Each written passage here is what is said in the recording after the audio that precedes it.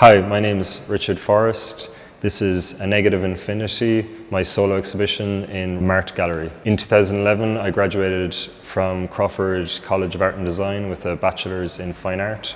I spent 1 year in Cork and 7 years in Dublin, creating and exhibiting solo and group projects. I've just completed a master's in art science from the Royal Academy of Fine Art in The Hague, the Netherlands. Art science is a master's which explores multidisciplinary practices and incorporates elements of science and technology into your practice. It's self-directed, so my particular interest was economics and specifically a sculptural exploration of capitalism. My practice is very much sculpture-based, and I'm very much interested in a material exploration of the world around me. And with my master's, I wanted to reimagine capitalism as a living sculptural entity. This piece is a semi-autonomous system, and this system is reacting to itself. So if you imagine our economic system, it is sending information, value, capital around all of the time. There's certain key behaviors which I wanted to explore in this piece. And I tried to explore in a very material sense. So thinking about liquid accumulating, liquid being extracted, liquid expanding in tanks and then contracting as it gets sucked out.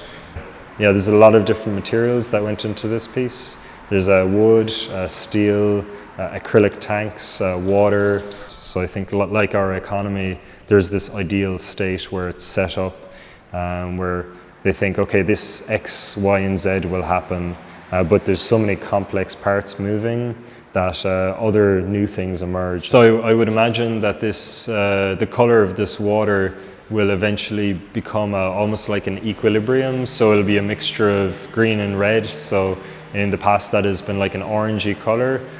So I think over the period of several days, this will be changing as liquid moves from one tank into another, and then from all these different tanks, there's all different combinations, and eventually it'll become just all like one, so possibly like an orange. So this is a sensor.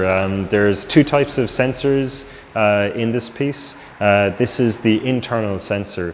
So what you have is two float switches, and a float switch is just like in your toilet. It's either in one state or another. So this is either on or it's off.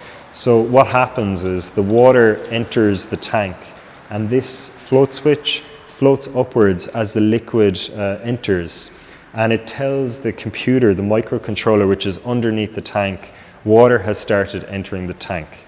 And as the water continues to rise, once it gets to the top, the float switch floats upwards and it tells the computer the tank is full, turn on the pump.